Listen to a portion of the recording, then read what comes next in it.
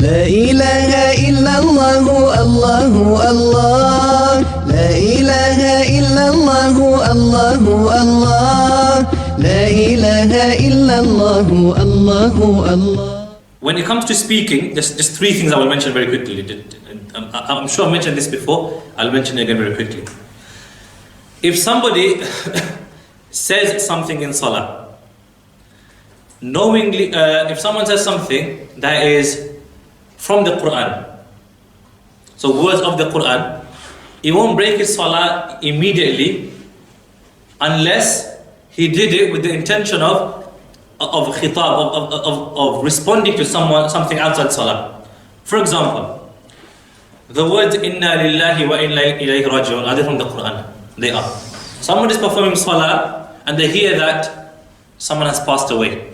So what do they say?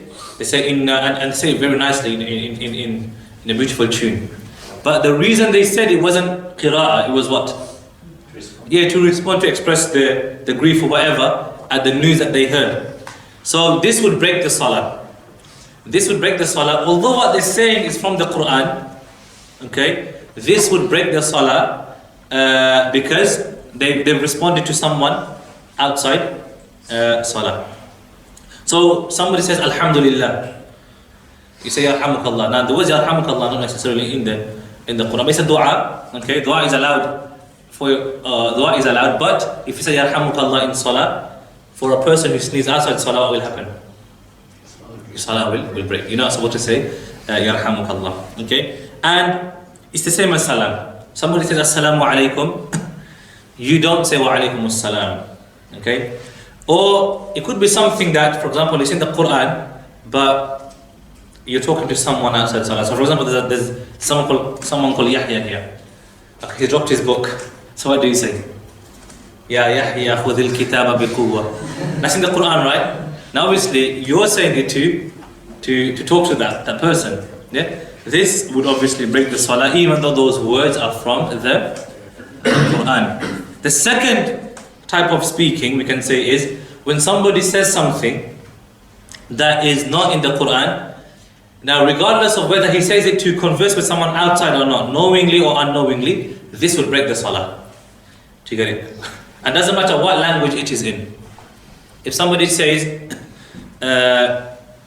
something that's not in the Quran, doesn't matter what language it is, knowingly or unknowingly, whether he's saying it to himself or whether he's saying it to someone outside Salah, this would break the Salah. Do you get it? So somebody says, أنا أحب فلانا جدا. Now this is not in the Quran, so this would break his Salah. Okay. Now by the way, another thing, if somebody talks to themselves, what happens in Salah? You know, if you talk to yourself in your mind, so you don't move your lips, this will not break your Salah. Okay. You could, I don't know, sing a whole song to yourself in your head, so long as you don't move your lips. And this is wrong, obviously. It's not something that I'm encouraging, but this would break the Salah.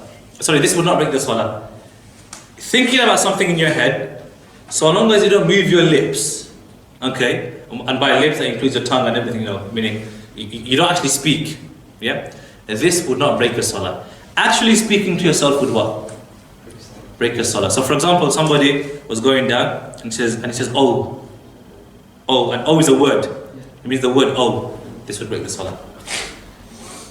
This would break the Salah. The last one is basically when